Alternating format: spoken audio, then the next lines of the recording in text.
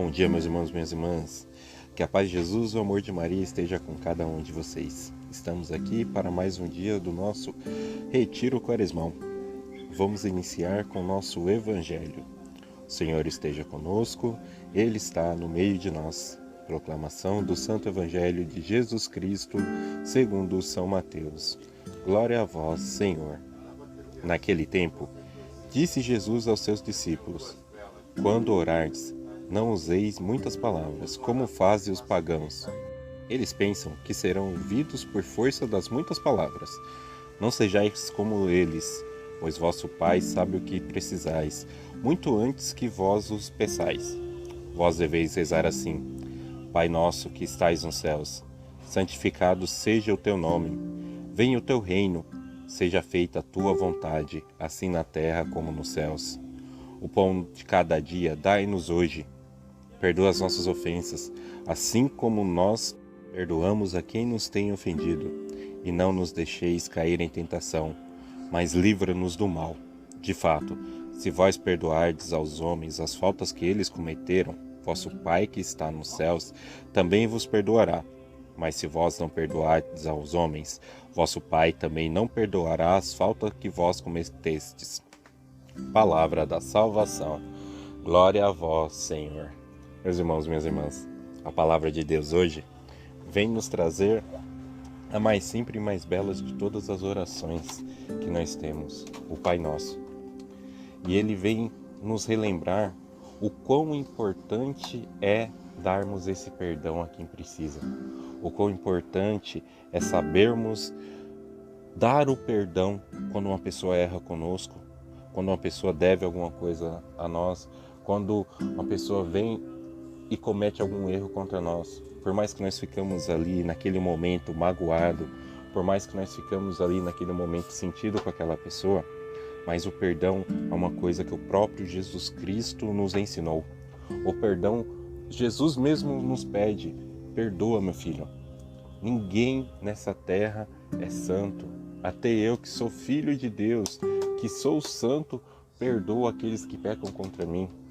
E nós temos esse exemplo de Jesus, quando ele na cruz, ao ser erguido na cruz, ele vira e fala a Deus: Senhor, perdoa-os, eles não sabem o que fazem.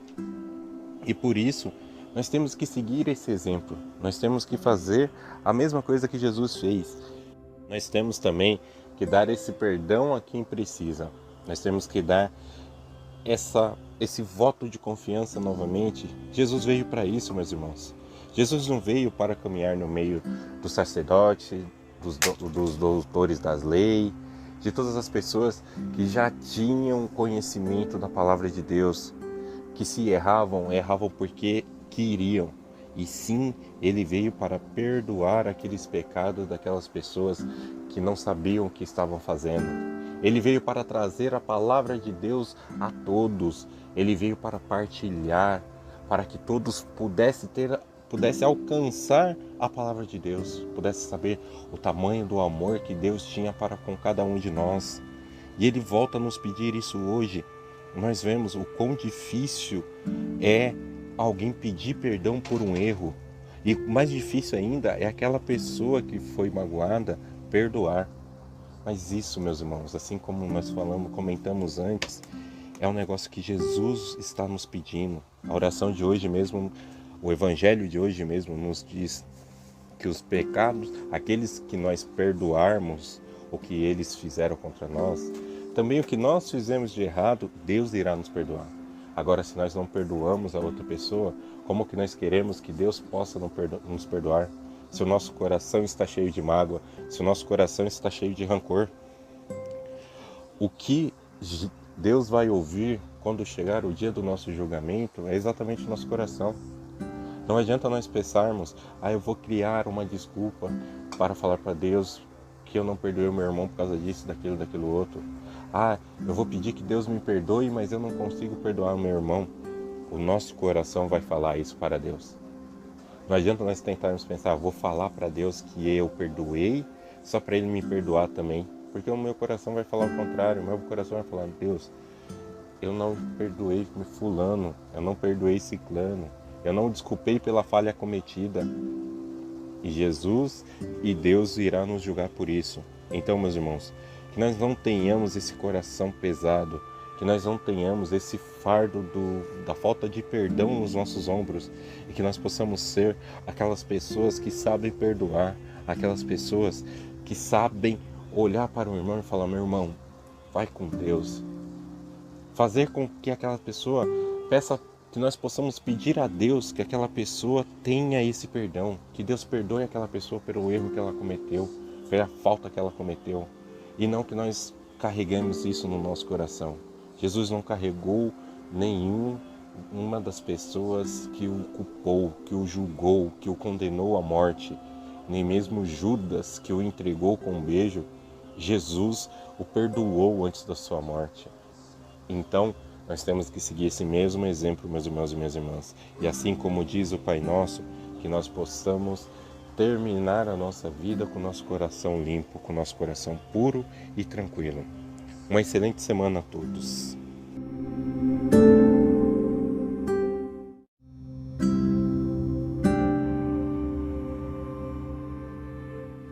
Para Jesus, a oração não só fazia parte da vida, mas ela era a sua vida.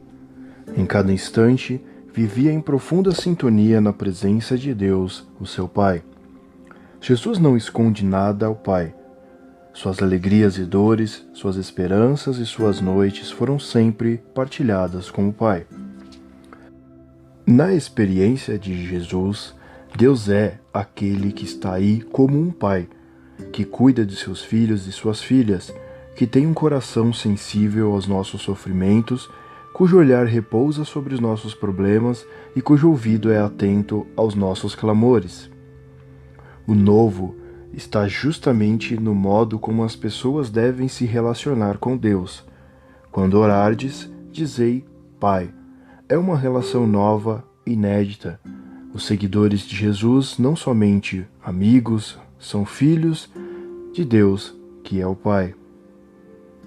A principal oração cristã, portanto, não se reduz a um conjunto de pedidos, mas é a expressão de uma relação confiante e filial. Essa é a originalidade de Jesus. O apelo direto ao Pai não é comum na tradição judaica. Com efeito, a oração do Pai Nosso é a mais clara e mais expressiva síntese que temos da mensagem de Jesus. Ela não é uma fórmula a ser decorada, mas um projeto de vida, cujas atitudes levam à assimilação progressiva da filiação e da fraternidade. Com o discípulo Filipe, também nós podemos dizer: Senhor, mostra-nos o Pai, e isto já nos basta.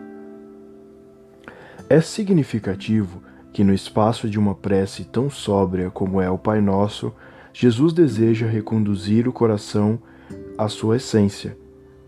O ser humano é alvo do amor carinhoso de Deus Pai, cujo nome ele conhece e guarda no coração.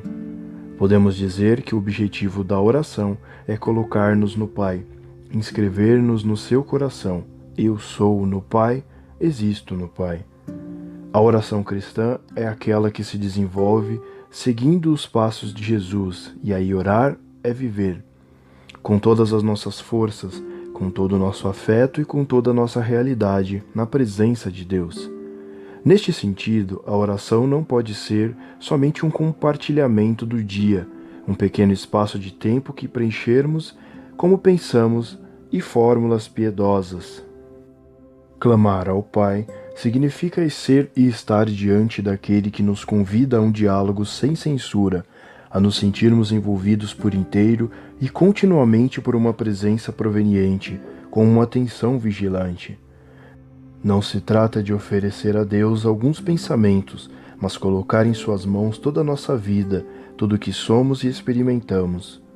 Tal oração pede uma conversão de atitude, porque a verdadeira oração cristã descentra-nos de nós mesmos e orienta-nos para Deus, de modo que tudo que passamos a desejar é a vontade de Deus, seu dom e seu amor compassivo. Por isso, toda forma de oração, toda forma de relacionamento com Deus que não leva ao serviço concreto do projeto do Pai, não é a oração do discípulo Jesus, é uma oração alienada. Uma oração que não se traduz em compromisso com a justiça do reino, que não se traduz em serviço aos mais necessitados, não é de fato dirigida ao Deus de Jesus. Santo Inácio, no segundo modo de orar, nos ensina a contemplar o significado de cada palavra da oração do Pai Nosso. Um excelente dia a todos.